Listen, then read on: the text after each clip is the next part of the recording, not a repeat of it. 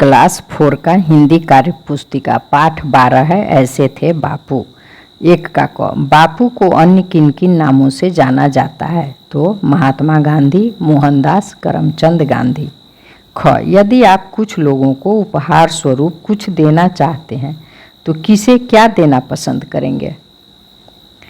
तो माता जी को रोटी पलटने के लिए चिमटा देंगे ताकि माता जी का हाथ नहीं जले रोटी बनाने में। पिताजी को एक घड़ी, बड़ी बहन और भाई को कपड़ा, छोटे भाई और बहन को कॉपी पेंसिल, दोस्त को शतरंज, शिक्षक को डायरी और कलम देंगे। 2, आपके विद्यालय में गांधी जयंती कैसे मनाई जाती है? लिखिए। तो हमारे विद्यालय में गांधी जयंती के दिन एक गांधी जी का तस्वीर रखते हैं, उस तस्वीर पर फूल चढ़ाते हैं, प्रणाम करते हैं। गांधी जी की जीवनी शिक्षकों द्वारा सुनाई जाती है, गांधी जी से संबंधित गीत गाई जाती है। अब है प्रश्न 3। प्रश्न 3 है, बापू से संबंधित वस्तुओं के चित्र बनाकर रंग भरिए।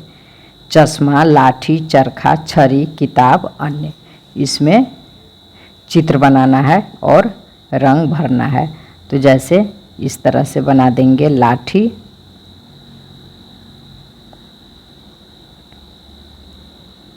और इसमें रंग भर देंगे। इसमें सभी का चित्र लगाना है।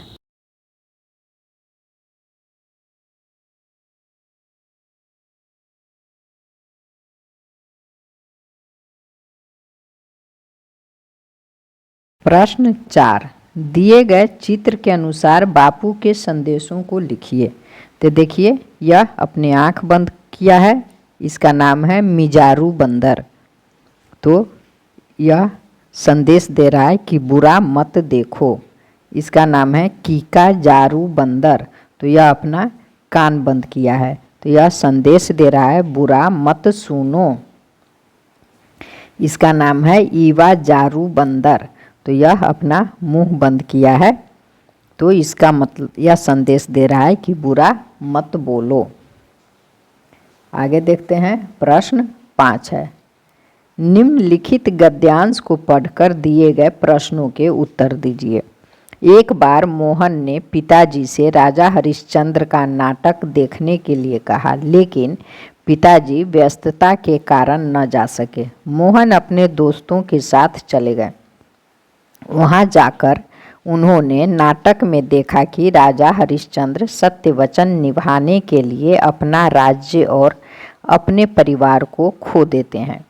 नाटक का मोहन पर गहरा असर पड़ा। मोहन ने अपने दोस्तों से राजा हरिश्चंद्र के सत्य के विषय में बात की और कहा कि यह नाटक बहुत अच्छा है, इससे मुझे सत्य की ताकत का पता चला। यह कहकर उसने सत्य की राह पर चलने का प्रण लिया। सत्य और साहस ने उसे जीवन की हर कठिन परीक्षा में विजयी बनाया। अब है क, मोहन किससे प्रभावित थे? तो मोहन राजा हरिश्चंद्र से प्रभावित थे। अगला प्रश्न है, मोहन ने नाटक में क्या देखा? मोहन ने नाटक में देखा कि राजा हरिश्चंद्र सत्य वचन निभाने के लिए अपने राज्य और परिवार को खो देते हैं। अब है अगला प्रश्न,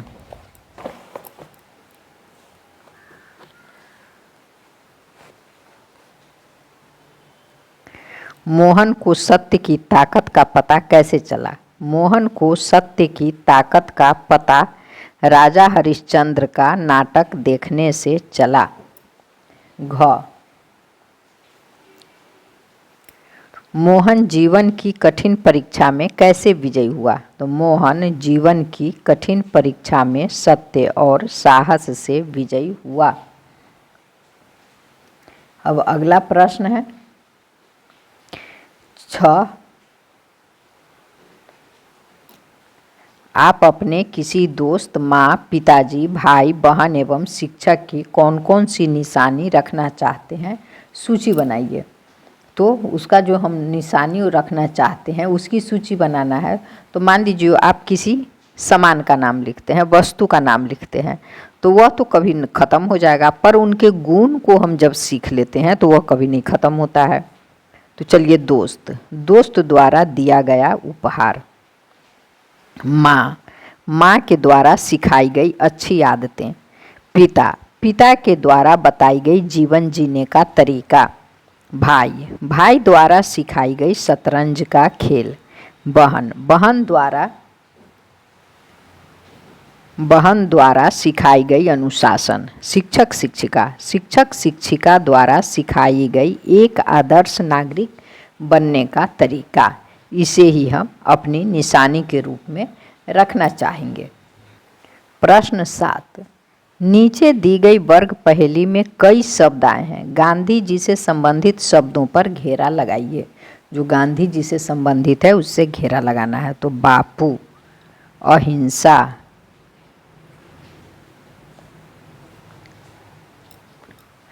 पुतली बाई, श्रमदान, गांधी, पोरबंदर, शिक्षा,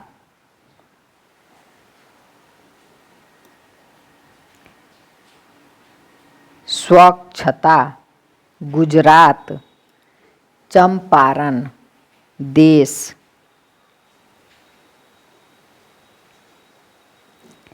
दक्षिण अफ्रीका, अक्टूबर, नम्रता, सत्य, अंग्रेज। चलिए अब देखते हैं अगला प्रश्न, प्रश्न 8।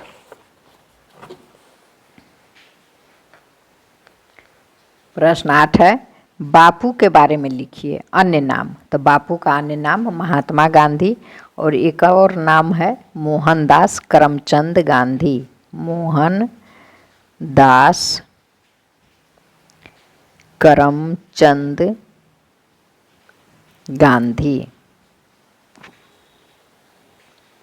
वेशभूषा, तो एक गरीब भारतीय किसान की तरह था। गांधी जी का वेशभूषा एक गरीब भारतीय किसान की तरह था। विशेषता, वे सत्यवादी, ईमानदार, अहिंसक एवं आत्मविश्वासी थे। अगला प्रश्न, कहानी के अनुच्छेद को पढ़िए और सर्वनाम वाले शब्दों को पहचान कर घेरा लगाइए। तो इसमें जो सर्वनाम वाले शब्द है उस पर घेरा लगाना है। तो आपकी, उसे, आपका, वह, उसने, मुझे, वह, यह, वह, उस, वे, उस, वह, इन सब पर घेरा लगाएंगे। ये सब सर्वनाम है। जो संज्ञा के बदले में आता है उसे सर्वनाम कहते हैं। तो यह सर्वनाम है, संज्ञा के बदले में आया है। प्रश्न 10, चित्र के बारे में अपनी समझ से लिखिए। इस चित्र को देखिए, गांधी जी हैं, इधर चरखा है और इसके बारे में लिखना है। तो चलिए, चरखा आत्मनिर्भरता का प्रतीक है। चरखे के माध्यम से गांधी जी विदेशी वस्तुओं का बहिष्कार और स्वदेशी वस्तुओं के प्रति लगाव की भावना को जागृत करना चाहते थे। गांधी जी ने 1916 में साबरमती आश्रम की स्थापना करने के उपरांत चरखा चलाना प्रारंभ किया था। अब चलिए देखते हैं अगला प्रश्न, प्रश्न 11।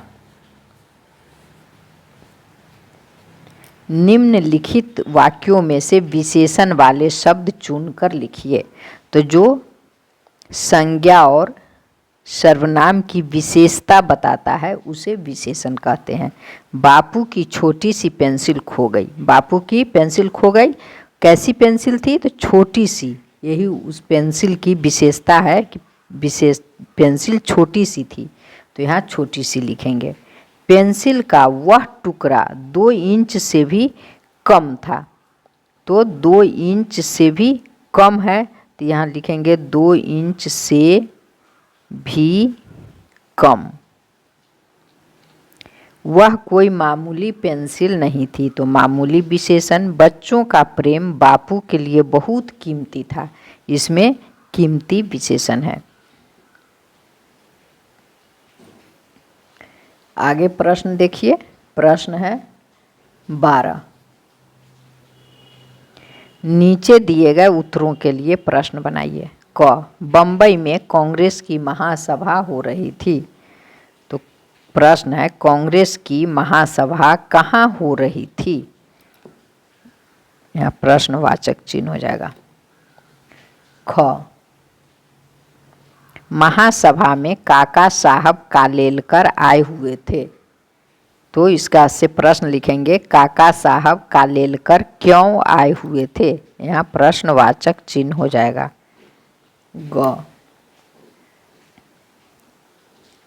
बालक समझ गया कि सारा देश ही बापू का परिवार है। कौन समझ गया कि सारा देश ही बापू का परिवार है।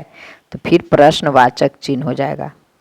धन्यवाद बच्चों, फिर मिलेंगे अगले चैप्टर के साथ।